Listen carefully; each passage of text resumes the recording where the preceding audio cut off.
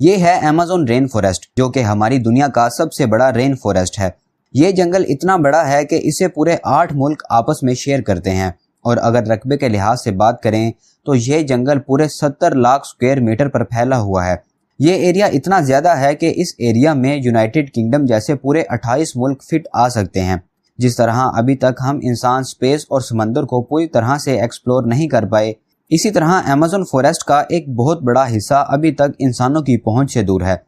یہاں درختوں، پرندوں اور جانوروں کی ایسی قسمیں رہتی ہیں جن میں سے ابھی تک صرف 10% کا ہی پتہ لگایا گیا ہے۔ ہر روز یہاں ایک نئی اسپیشی ڈسکور کی جاتی ہے۔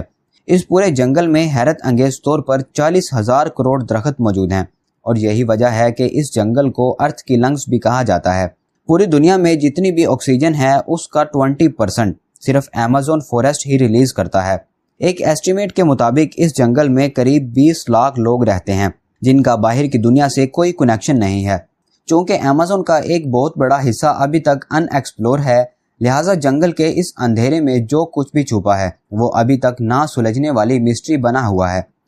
تو آج ہم ایمیزون کی ایسی ہی چند حیران کر دینے والی مسٹریز کے بارے میں جانیں گے، جن میں سے کچھ کو تو سولو کر لیا گیا ہے، لیکن ان میں سے بہت ساری ایسی مسٹریز ہیں جو ابھی تک سائنس کی سمجھ سے باہر ہیں۔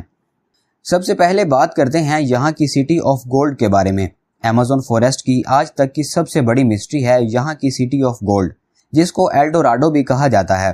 کہا جاتا ہے کہ کسی دور میں یہاں ایک ایسا شہر تھا جو پورا سونے سے بنا ہوا تھا، اور یہاں کا کنگ روزانہ سونے کے پاؤڈر سے نہا کر ایمیزون ریور میں سارا سونا بہا دیتا تھا۔ جی ہاں، 16 سینچری میں یورپین ساؤتھ امریکہ میں آئے تھے جہاں ایمیزون فارسٹ موجود ہے۔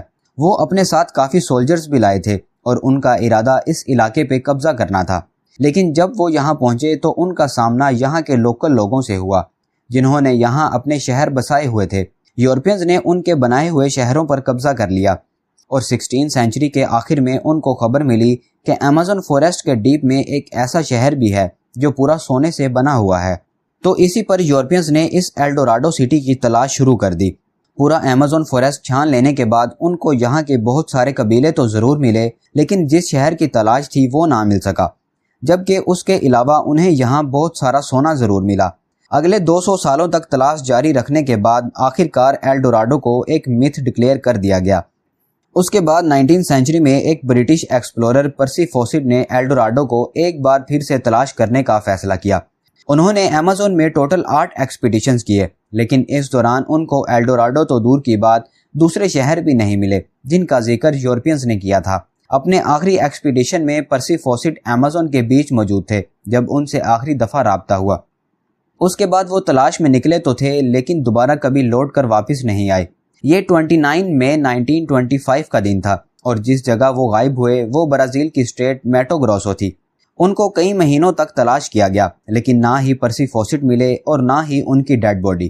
سائنٹیفک کمیونٹی کا ماننا ہے کہ یہ جگہ انسانوں کے رہنے کے قابل نہیں ہے، لہٰذا یہاں کوئی شہر یا پھر ولیج نہیں بس سکتا۔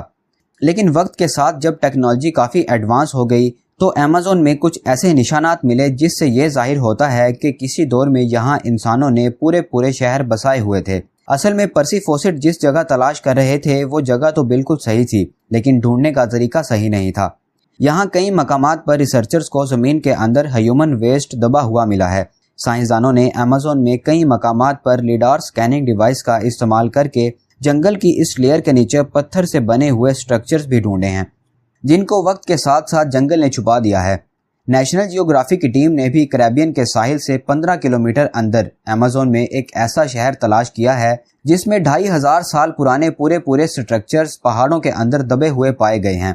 لیکن ان میں سے ایلڈوراڈو کون سا ہے اور آخر یہ اتنے بڑے ایمیزون فارسٹ میں کس جگہ موجود تھا، یہ آج تک سائنٹیفک کمیونٹی کے لیے ایک مسٹری بنا ہوا ہے۔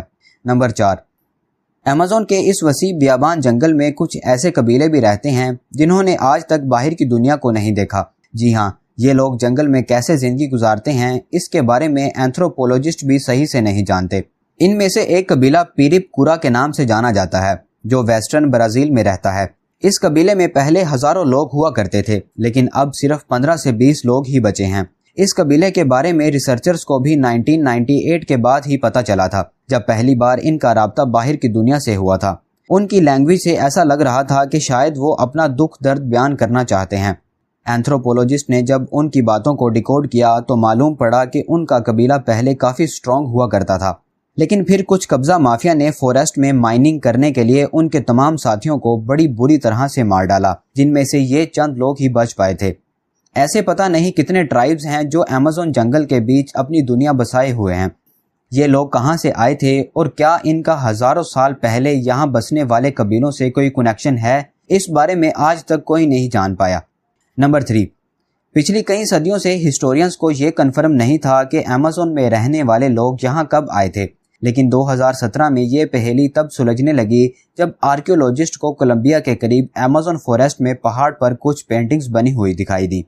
ये बड़े बड़े पत्थर पहाड़ के अंदर पूरी तरह से दबे हुए थे और इन पेंटिंग्स को समझने के लिए इनको एक्सपोज करना बहुत ज़रूरी था। लिहाजा आर्कियोलॉजिस्ट ने यहाँ 13 किलोमीटर की खुदाई की तो मालूम पड़ा कि किसी दौर में ये पत्थर एक गार के अंदर मौजूद थे। इस 13 किलोमीटर के गार में जो पेंटिंग्स बनी हुई पाई गई वो करीब 12,000 साल पुरानी थी। उस वक्त आखिरी आइस एज की एंडिंग चल रही थी और जाहिर है उस वक्त यहाँ जंगल नहीं बल्कि सिर्फ बर्फ ही बर्फ हुआ करती थी। इन पेंटिंग्स में कुछ ऐसे जानवर भी बने हुए पाए गए जो सिर्फ आइस एज में ही हुआ करते थे, जैसा कि मैस्टोडॉन्स और जाइंट स्लॉट्स।